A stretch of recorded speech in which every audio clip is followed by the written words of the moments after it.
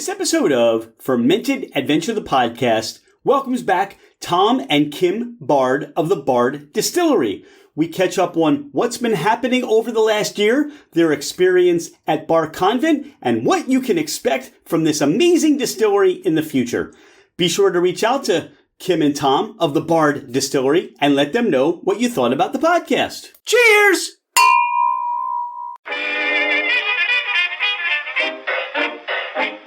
Hello, ladies and gentlemen, craft spirit enthusiasts, and those interested in the intoxicating world of craft distilleries, cideries, meaderies, wineries, and the occasional foray into breweries. It's Rich Shane, and welcome to Fermented Adventure, the podcast, where we bring you the fascinating people that are making the mash, fermenting, distilling, bottling, pouring, and delivering to you some of the finest libations in the world. Before we get started, here are a few housekeeping items. Thank you for bringing the podcast into wherever you are and whatever you're doing. We truly are grateful that you have chosen to listen and make us part of your day. It would mean the world to us if you left a 5-star review. This helps us climb in the rankings, and it makes it easier for others to find us. Don't hesitate to leave us your comments as well. If the podcast didn't meet your expectations, tell us why. We're always striving to improve. You can find us at fermentedadventure.com. We are on Instagram and Facebook as Fermented Adventure. Email us at fermentedadventure@gmail.com. All right, FA Nation, let's meet our guests.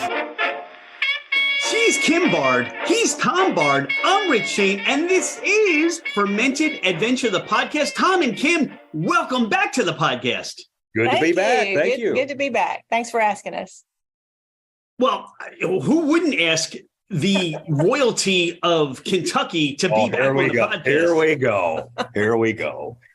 We bumped into each other. We didn't know we were going to be at Bar Convent Brooklyn. What a surprise. What an experience. What was Bar Convent like for the both of you? Wow, that was our first experience, Rich. And when I bumped into you, it was like, you see someone, you're like, wait a minute, double take. I know you, because there were so many faces there we'd never seen before because we hadn't been to that venue. And we're in the New York market, but not really. So a lot of new faces, a lot of new people. So it was really cool. Yeah, it was great. We try, as every year goes by, we try to do more and more of these events just to get, our networking out there, get in front of people's faces, let them know we exist. And that was a really cool, not only the spot there at Industry City, but just being in New York, period. It's a totally different vibe. It was a lot of fun. A lot different from Western Kentucky. Yeah, quite a bit. Talk about some of the interactions you had or just some of the responses from people trying your whiskey for the first time. We got very good feedback. Everyone liked it. A lot of people, what you always like when you go to these things and you're set up at a booth, if someone walks up and they've got that scowl on their face, which is just how they approach everything, and they walk up and they're, kind of incredulous about what you've got going on, and they've been tasting whiskey all day. And then after they sample it, they ask you a few questions and their brow is still furrowed, but then all of a sudden they ask to taste your other products as well. And then they start grabbing your swag. If they start grabbing your swag and throwing that in their bag, you know that, okay, we touched them. We did what we wanted to do. So we got nothing but great feedback on everyone that tasted our stuff. We did a lot of bottle trading. That always happens at these events where, other people who have stuff and they don't want to ship it back home and we don't either. So we had some people saying, hey, we tasted your stuff earlier today or yesterday and we'd like to take some home. So we're like, okay, well, what do you got? We'll do some bartering. It's legal tender at places like that.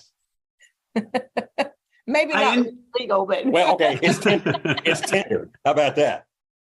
It's bartering with the bard. That's what you're going to call it. There you go. Perfect. Yeah, it was. I will say it was a great way for us to talk to and reach people that we normally don't have time to get to. I mean, we're a long way from New York, so getting on a plane and going and working the market is difficult for us, even though it's very necessary. But we got to see so many people that we would not have gotten to in just a couple of days. So it was a great outreach. If anybody hasn't been to Bar Convent that's thinking about it, I would highly recommend it. It must be fun to just see people face to face and create and discover these new raving fans in a market where you're still working on developing. Absolutely. Yeah. And well, you can answer that one. Well, I'm just when you're a small distillery like us, You always look around going, okay, we're growing and we're growing by leaps and bounds, but still we want to be huge. We want to be everywhere. And you think, well, people just aren't looking for us. They don't know we're here. And then when you actually get it in front of their faces and they're excited about it, you realize, okay, well, the problem isn't the general public or the consumer. It's just us getting in front of them. If we can get in front of them, we get a following real quick because we have good products, good story, good branding, good everything. So yeah, it's exciting when you get in front of people and now you realize, wow, now we at least have one fan in New York City. It's exciting to I know. was there. Dawn was there. You had at least two more. Okay. Okay. So three. We have three now. And Devin was there. Yeah, that's right. So there's four. There might be five or six. By the time we're done this 18-hour podcast, you'll be up to 30,000 fans of New York. And there were only about 800, 900 attendees at Bar Convent. So people were telling people about your whiskey. I mean, here's what's fun. You only brought the bourbon with you, some expressions of bourbon. The people there who have not been to the distillery or have not gotten a chance to enjoy some of the other expressions that you provide, the Muhlenberg line, your cream products, right? So there's a lot of things still discover at the bar. Yeah, absolutely. And we didn't want to overwhelm everyone and bring 1,000 different products because we have about 8 SKUs now. Mm-hmm. So we just concentrated on the Cinder and Smoke line. But yeah, that was very well received. And we did another thing that we love is when people would taste all those and they say, "Oh, wow, these are great. What else do you have?" And then we started saying, well, then we started talking about the salted caramel and the orange cream and the apple pie whiskey and the blackberry whiskey. And then just our Muhlenberg, we did bourbon. And they're like, "Oh, I'd love to try some of that." Like, well, okay, well, here, you can order it online. You get it from our website. Yeah, it was exciting. It was really exciting to let people say, okay, here's what we brought and here's what else we've got. So yeah, I think we've received quite a few emails since then of people who attended, quite a few more followers on our website, which we're about to get that newsletter going. So there's a hot break for you. That's on its way. You bring up an interesting point, Tom, and for both you and Kim, somebody says, "Hey, I really like your stuff. What else do you have?" I mean, wasn't that, and I guess for Dawn and I, we're guilty of the same desire, right? It's almost like dating. Can you imagine Basically. At some point somebody turns to you and says, "Well, that was great. I really enjoyed that. What else you got?" Yeah. What is that? Be honest. I mean, what is the feeling you have, or what are the thoughts that when somebody says, "Wow, this is great, but what else do you have?" I like it. I'm grateful. Yeah. But at the same time, and I am as well, but I also, a quick story. Every time we do a product release, we always release it here at the distillery first so that the locals get first dibs at getting especially if they're serial numbered bottles or if they're just limited edition, we want to give the locals first shot at getting their hands on it. So we'll have tons of people coming in here. And it's funny that whenever we're releasing a product that we may have been working on or in development for a year or more, and they walk in and before they've even paid for it, while they're still ringing up the transaction, they say, "So what are you coming out with next?" In the moment. I haven't even tasted this one yet. Exactly. In the moment. I got my bottle. What's next? Exactly. Yeah. So in some ways, yes, it's exciting because they want the next thing we're doing, but it's also a little bit disheartening sometimes because you realize that, wow, the attention span of the population is so short that, you're like, I put so much work and effort into this. I mean, just dedicated our lives to creating this product, and you're already over it and you haven't even bought it yet. But again, it's the two sides of the same coin because we're also excited going, wow, they're going to love this when they get home. They love the fact that it even exists and they're already looking forward to the next thing. So it's a catch-22, but it's kind of like we have a lot of friends that are musicians, and it's the same way where they release an album that they put their heart and soul into. And when they release that album, everybody's like, "Oh, that's great." But they listen to it in an hour and then they're like, "Okay, when's your next album coming out?"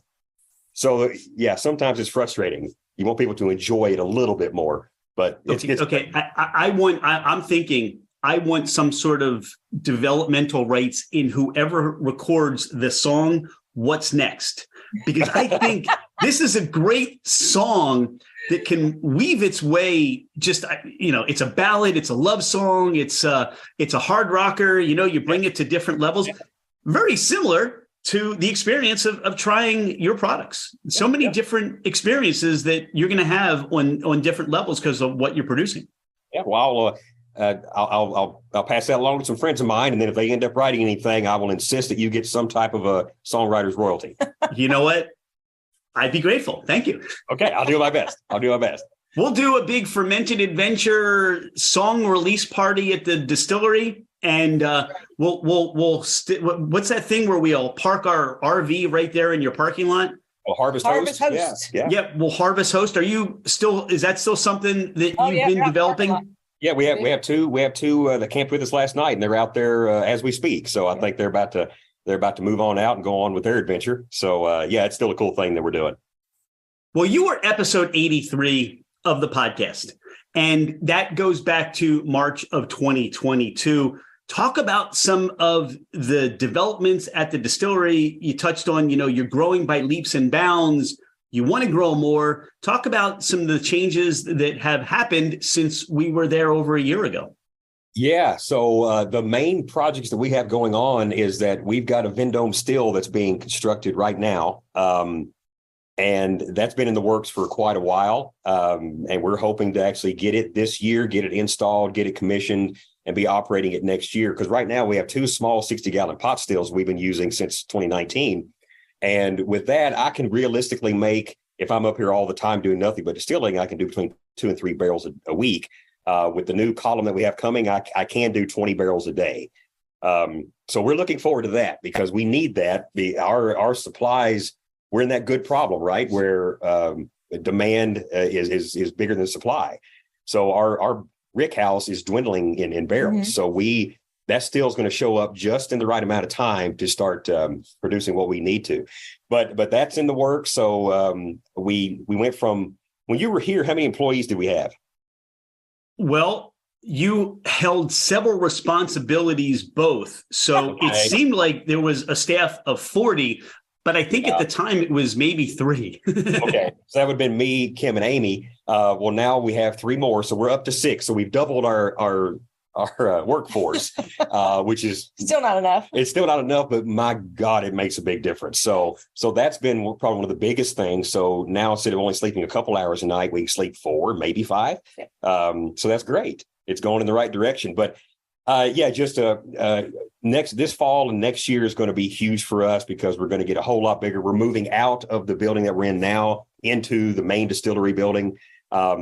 So if everything goes like it's supposed to, a year from now, this place will be a completely different experience for people who come here, and you should see us in a lot more markets because we'll be able to supply it. If you've been here before, come back and see us. Yeah, you please. Too. Well, you mentioned Rick House. I mean, that was basically the visitors' locker room or the home locker room. No, it was the music room. The music room. It was the music room, and that's going to be the green room for artists when they're performing here because we're turning this building into our venue. So we're turning that into the green room where they hang out to have some privacy. Yeah. And I assume it's going to always smell like bourbon. I don't think there's any way to get it out of there now. That's some of what's really exciting about what you're doing. The weaving of different entertainment opportunities, just personalities, just everything about you at the bar comes out in what you love to do and the relationships that you have. That's what's fun and exciting for people. It's not just going up to a counter at a big spirits bartender convention and, hey, what do you got? What do you pour in? It's once people get to speak with you and talk to you, this personality comes out. And it's almost like everybody leaves having gotten a big hug. But that's your person. That's been my interaction. Thank you. You are like, hey, you're lifelong friends that I'm trying to think, when did we meet? Oh, it was 5 minutes ago, but it seems like it was years ago. Thank you. That's a huge compliment. And we try to make people feel that way when they come to the distillery, even though we're crazy busy all the time. But we did have one of our Harvest Hoster couples I went out and talked to yesterday outside while they were having a nice little cocktail. And they said, we really enjoyed this today because when we go to the big distilleries, we're just a number. They send us through and we go buy something at the end and we're done.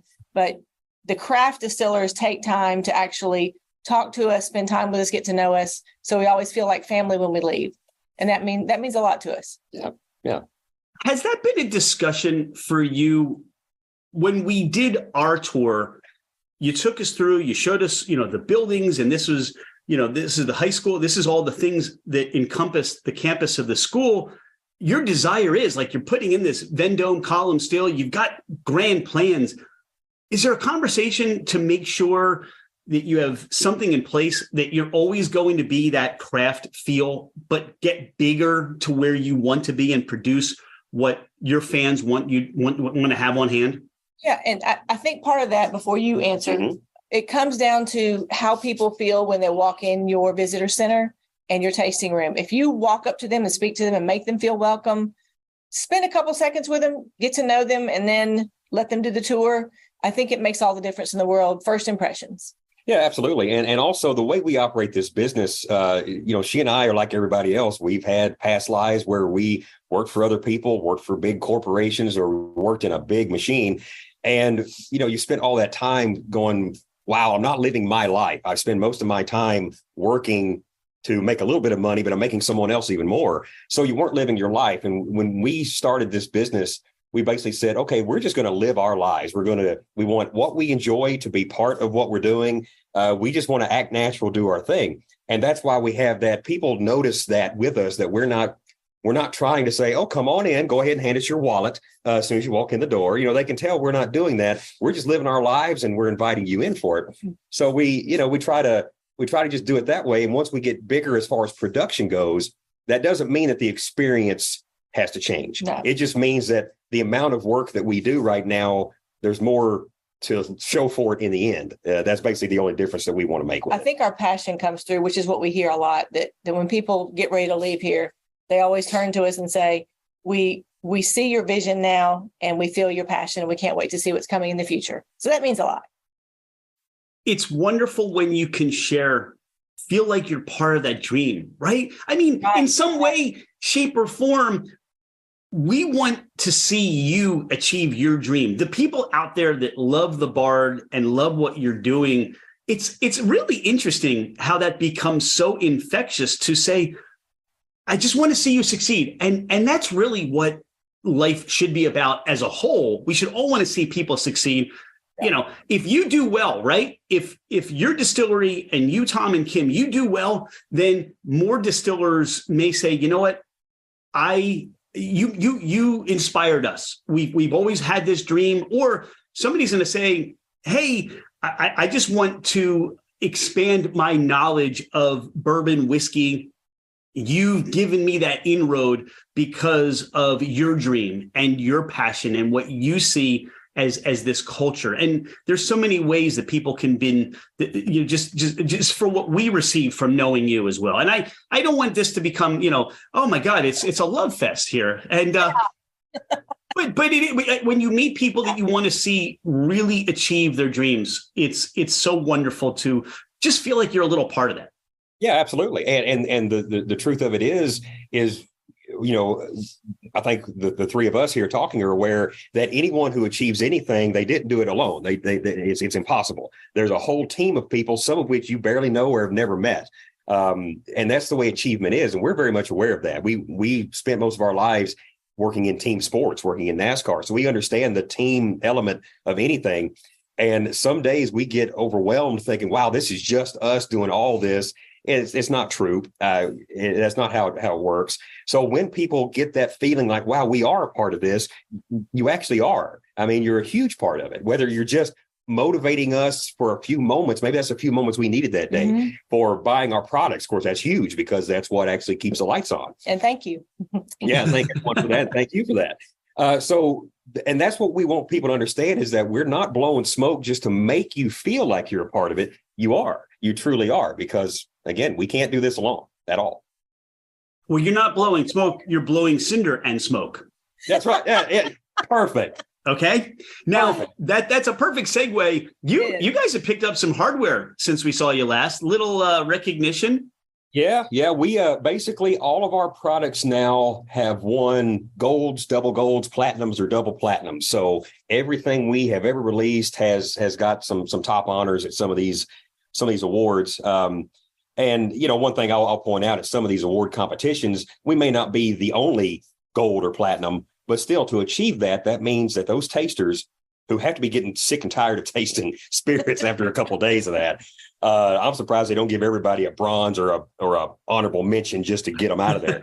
So whenever we do come out of those competitions with one of the top awards, we're excited because we think, hey, we know we like it, but now someone that we don't even know who they are, they like it too, and they're trying to be very particular.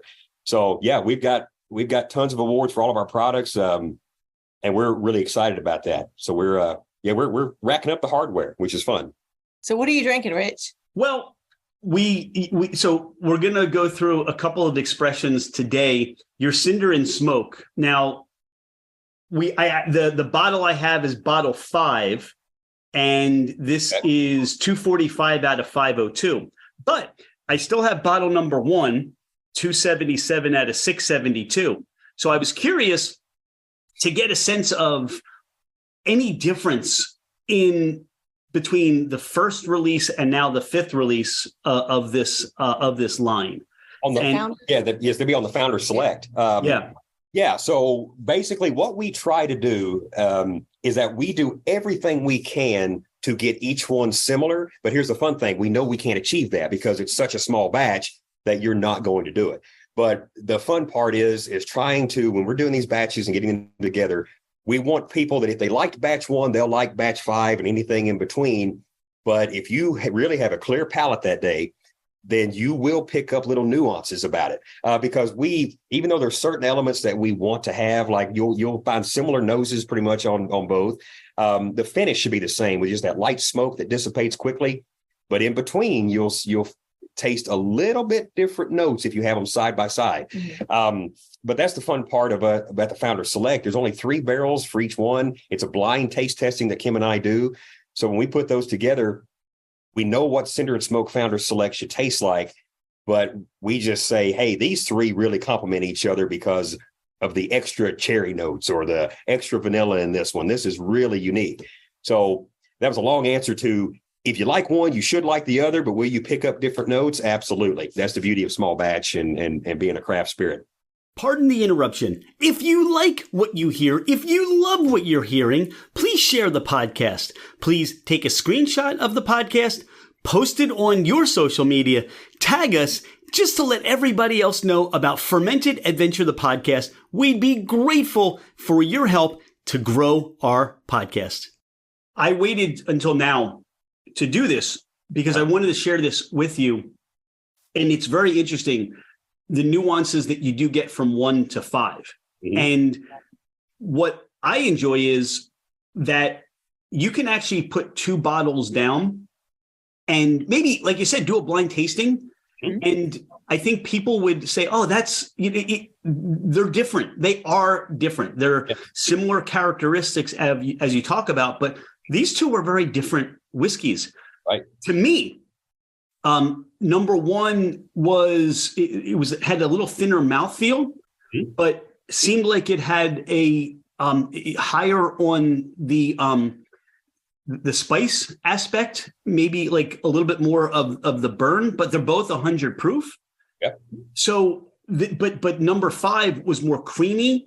It was really just a wonderful balance. I think you see the maturation, and it also could be, look, I mean, how long are both of these left in a barrel? You know, how much of that angel share do you lose? You're using still the same mash bill, but what may be transferred into that barrel and in and out of that wood during that time? Yeah, right. Exactly. And that's the different age barrels as well. Yeah, because our Founder Select is anywhere from 4.5-year-old, actually now 5, anywhere from 5-year-old barrels all the way up to 11. And we never know until we go to empty the barrels which ages they are. So because we do it all by taste. But you're exactly right. And that's why single barrel whiskeys and bourbons are so popular, because in theory, there's no other bourbon on the planet exactly like that single barrel. Because, when it comes to a barrel, it's made of all these different staves, and not those staves aren't necessarily from the same tree or from the same soil or the same age or the same state. Yeah. So you're basically, every barrel is unique as far as what it's going to do to the spirit you put in. And of course, every spirit's different that you put in. But we will have some single barrels coming down the pipe. We can talk about that here in a little bit. But there are some single barrels that we feel, you know what, that's unique by itself. I don't want to touch that. But what we have found is that if we will really taste our inventory, finding 3 barrels that go together and make something unique is a lot of fun. Mm-hmm. Blending's a lot of fun. When you take a spirit that is unique by itself, but then say, if it meets this one that's across the rick house that it's never met, do they like each other? How do they get along? and it's a lot of fun to do that. It's really neat. But yeah, we want it to where if people like Cinder and Smoke, they will always like the Cinder and Smoke products we put out. But the small craft and small batch, you always have a little bit of nuance in it. This number 5 is very much fruitier than number 1. And now I feel jealous of whoever has collected 1 through where we are today, because you've gotten to see all the different nuances, both delicious, both in experience, both have different characteristics, both very well done. But this is fun. This is like, a little bit of something it's how often do we get a chance to, try that same expression a year later or a year and a half later of what it is. So this is really amazing. And I like to think that we're getting better at our blending techniques as well. And I always give a shout out to Lisa Wicker. She has been such a great friend to us in the industry and personally. And she basically walked us through our first blending process, and she taught us a lot. And then we continue to learn from her. Mm-hmm. So thanks, Lisa Wicker. Shout out. Thanks, Lisa Roper Wicker. That's right. We can end the podcast here. I'm enjoying these both, but we still have a couple more to try. And this next one, which when I saw this got released on social media, I'm one of those people that go, we're not there. Stop it. You give it out to the locals first, and then it goes away. So I'm glad there's still some left. This is the Cinder and Smoke. This isn't the Founder Select, right? This is batch 1, bottle 855. Yeah. Now this is only 94 proof versus 100. So talk about the difference there. Okay, basically this is our what we consider to be the daily drinker for Cinder and Smoke. This one retails for about $60 a bottle as opposed to $100 for the Founder Select, because we have so much labor and time, especially goes into the Founder Select, that it has to have a little more price, and also it's our premium barrels. This one, it's 94 proof, which we have found is kind of the standard proof that most people like. So this is kind of the daily drinker for $60 a bottle. You're not breaking the bank. You can kill a bottle, go get another one, not worry about it. The Founder Select, that's more for in my mind, a special occasion type of a bourbon. But this one, it's still small batch, but instead of only 3 barrels, it's got maybe 6 to 9 barrels in it. So by a lot of standards, that's still extremely small batch. But for us, shoot, that's a big old tank, as far as we're concerned. But what that does is, just like we were talking about how every batch of our Founder Select is a little bit different, this is our foray into making a little bit bigger batches so that we're even more consistent, because that's how the big guys do it, right? In order to have Maker's Mark that tastes the same today as it did in 1987, you need to have a large inventory to pull from, and you need to know what you're doing. That way, people who like Maker's Mark and don't want it to deviate, they want to be Maker's Mark every time. Mm-hmm. So we're the same way with our Cinder and Smoke. So the one you're trying right now, that's the one that we will continue to grow. And as our inventory gets bigger, we continue to match this flavor profile. And it's kind of an odd way to do it. We released our premium products first, and then worked our way down to the daily drinker. But it's worked out very, very well. Well, that's how we're going to try it today. We went to your Founder Select, and now we're just going to your daily drinker. So I wouldn't expect that we would do it any differently than the way you do it. There you go. That's right. What I get on the nose initially when I opened this was I got like a black tea. Mm-hmm. And this is really opening up to where I'm getting notes of honey. It's very, when I say grainy, it's just a very it's very harmonious to where those grains are playing together. Is this the same mash bill as your founders, or does it deviate a little bit? It's basically the same. All of our Cinder Smoke right now came from about 4 or actually 5 different Western Kentucky distilleries that either we sourced it from them, some of their older inventory of barrels, or stuff that we had contracted for them to make to our specs. So each one is slightly different but we're talking between, because it's a rye-based bourbon. So we're talking anywhere between 24 and 31% rye. So still in that standard rye bourbon range. But it still comes from the same amount, the same barrels, the same barrel inventory. It's just this one, we find 6 to 9 that go together very well. And this is our way of learning what the big guys know, is that, okay, every time we do a batch, we need 47 barrels from the 3rd floor of this rick house. We need 278 barrels down here. We've learned over years that that's what makes this product. Well, now we're starting out saying, okay, now we know that if we get 3 barrels from over here, 3 from over here, 2 that came from that distillery, we know that will make our Cinder and Smoke 94 proof, standardized. So it's basically what you're watching with us is you're watching us go to school. We are going through the apprenticeship on how to do larger batches. I love listening to you speak about your process, because we met, and even in the last year, I feel like you both have learned so much. Mm-hmm. And for a lot of people, it's very humbling if they, some people, I know everything. I got it. I'm dialed in. I don't need to learn anything. Right. But you demonstrate that you're learning so much every day about what you're doing and your craft. And that's why this is getting so much better. Thank you. Thank you. Well, our experience has always been, both of us went to college for way too long. Both of us had jobs where, you're doing something unique. So what we've learned over time is that basically just busted knuckles and boots on the ground is the only way to learn how to do anything. You can educate yourself, and I do. I'm that way. I'm a geek. I will study. And then Kim comes along with a blindfold on and says, let's go, so she has taught me stop studying so much, because that's not going to get it done, but it helps. It keeps it speeds up the process, let's just say, by educating. But there's nothing like doing it. Doing it is what teaches you everything. I'm hands-on. He is read the book and then hands-on. Yeah. But I'm trying to preserve my hands as well. But there's a lot that goes into it. And I've also, as far as just trying to learn things, one thing that I was told many, many years ago when I was a kid was that if you're the smartest person in the room, you're in the wrong room. And I have lived by that. So whenever I'm in the room, I'm like, okay, I'm not really picking up anything in this group, or the person I'm talking to, or the people, or this, whatever I'm doing. So I'll go find somewhere where I walk in and I'm dumb as a rock. I'm like, perfect. That's where I need to be. It's embarrassing sometimes. Yeah, I feel ridiculous. Sometimes I nod my head and go, I have no idea what they're saying. Don't even know what the words mean. But that's when that's where you need to be, because you're going to pick up something. That's the way we feel at industry conferences. We walk in and, we learn so much when we go, and we've talked about taking our staff as well. And we'll probably do that maybe next year.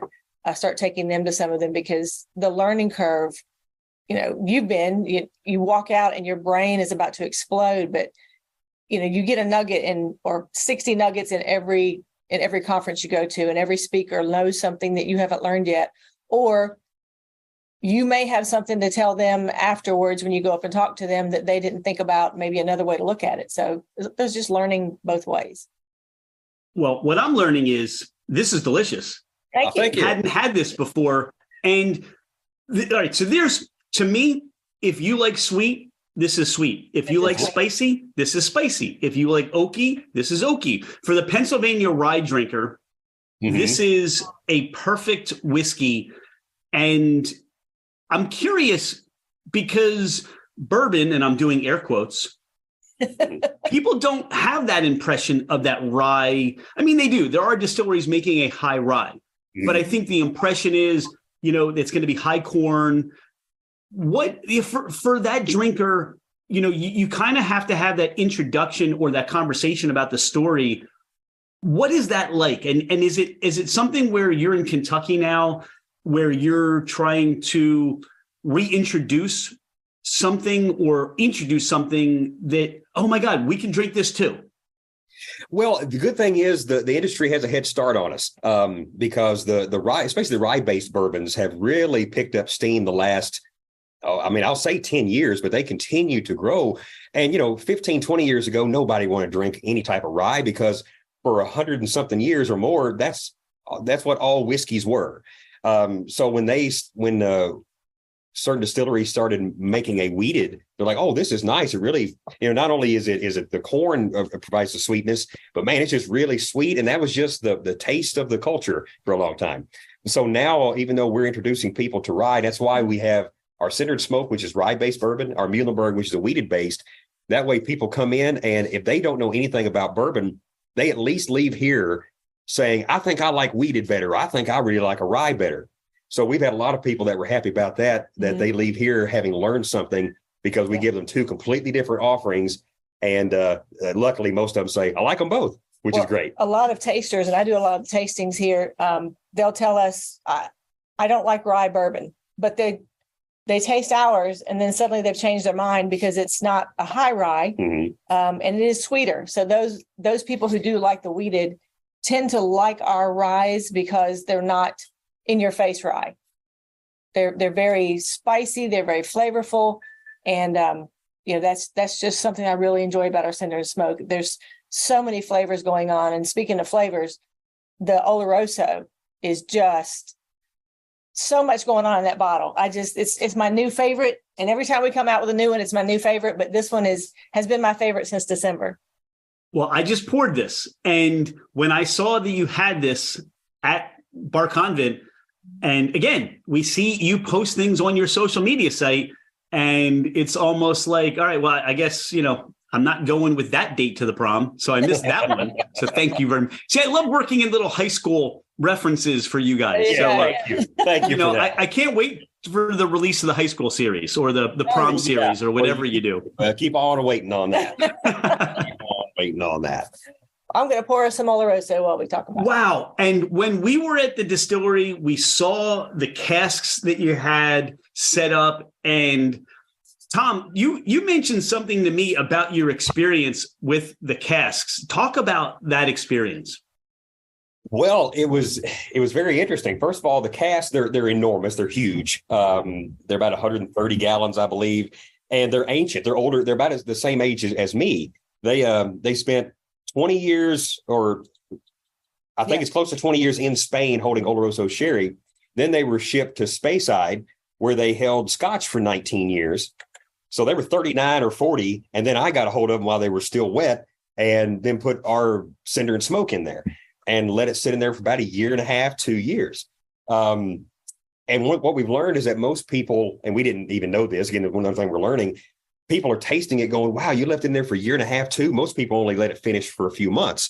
Well, I didn't know any better, so I thought it'd be in there a while. A year and a half, yeah. But we're glad we did because it came out very, very well.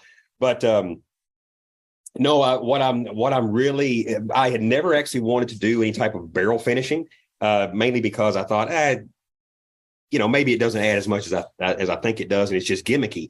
Well, we learned that it is not. If you put it in the right cask and draw the right notes out of that wood, and you're patient. Yeah, and you're patient with it, which of course this whole industry requires that.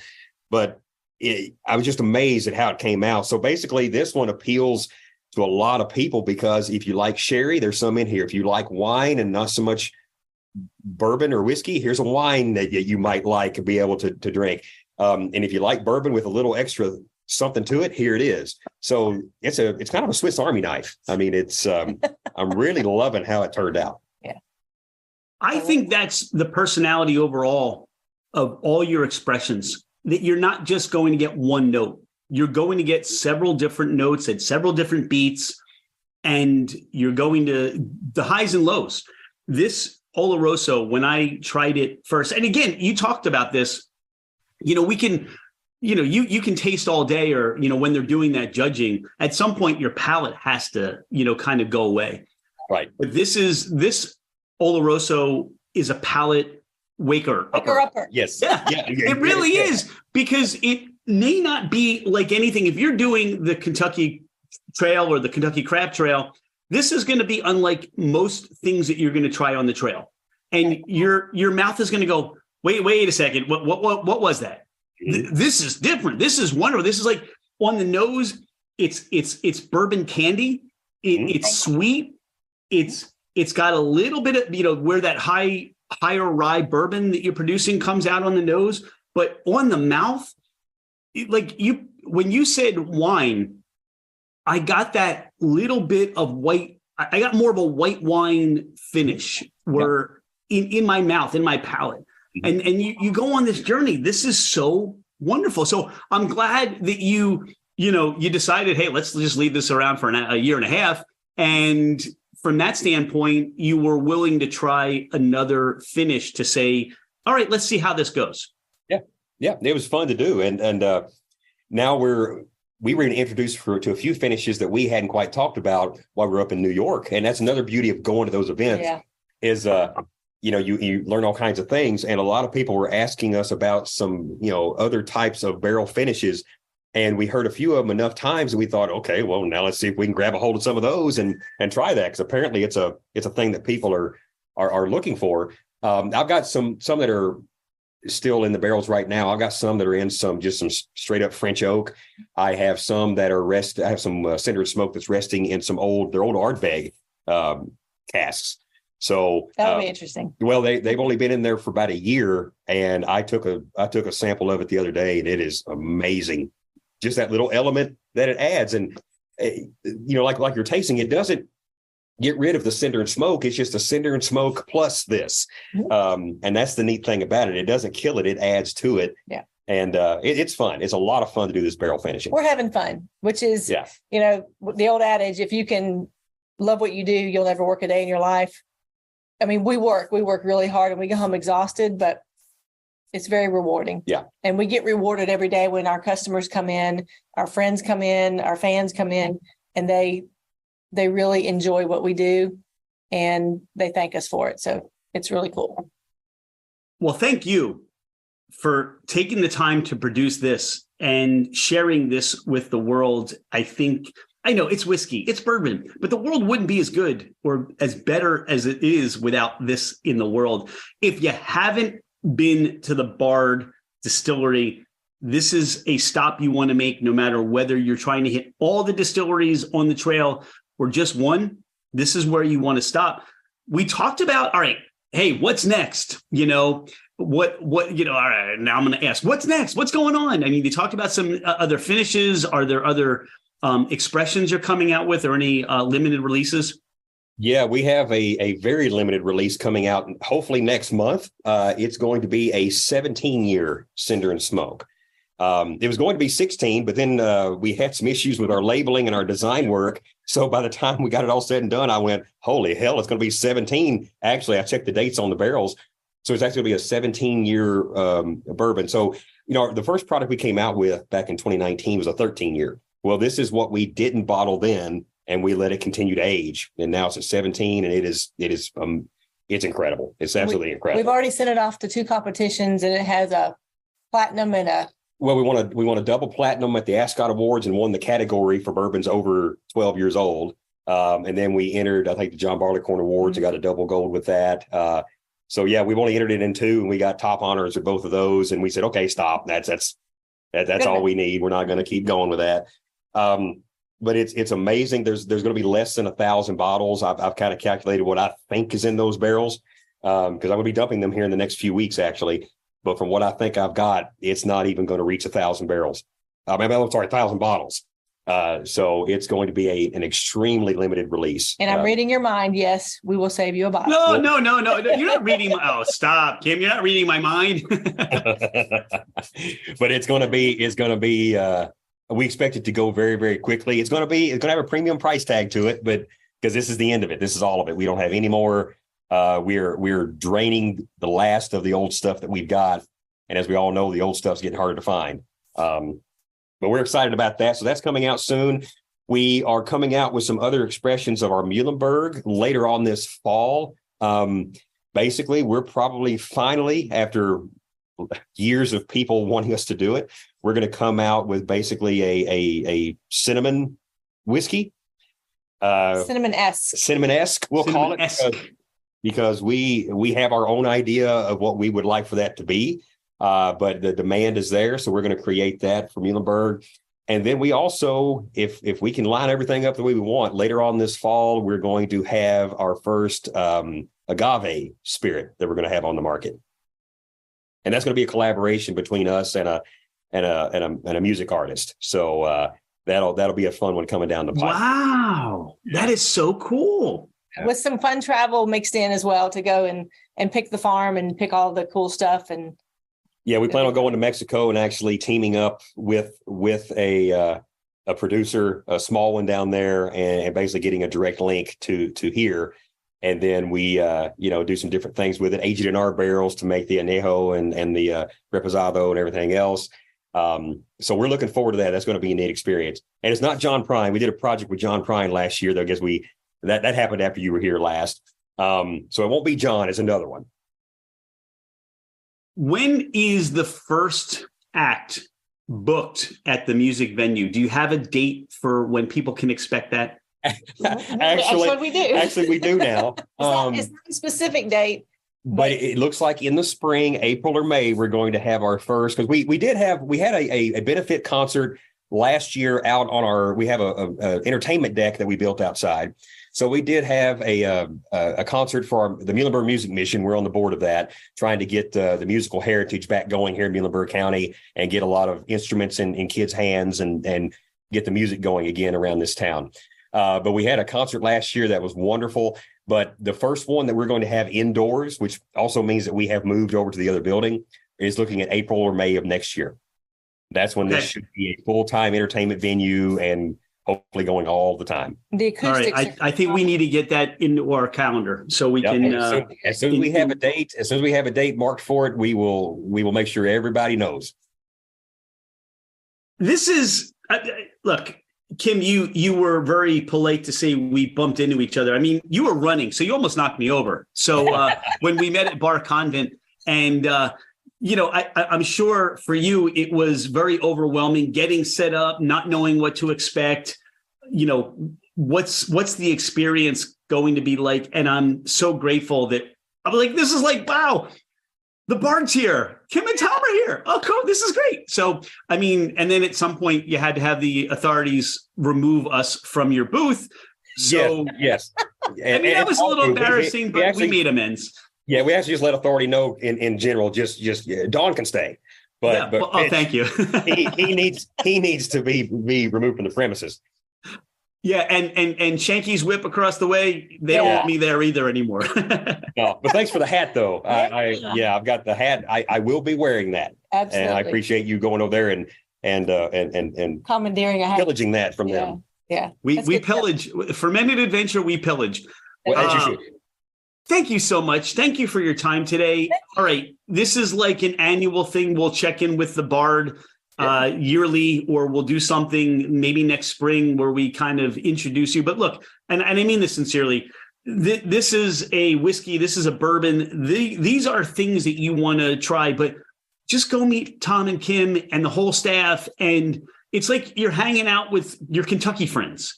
And that's for newcomers as well as those that are local. So thank you so much. This is a perfect way to start the day. It's 6:30 in the morning here in Pennsylvania, and I'm drinking whiskey. Hey, that's when you're supposed to start, right? Hey, that's the Kentucky way. That's right. Damn right. That's how we do it. Thank you, Rich. We appreciate the opportunity, and always great to see you. Yeah. You as well. Thank you. Cheers. Thanks, I got 2 glasses. There we go. Love you, man. Thank you.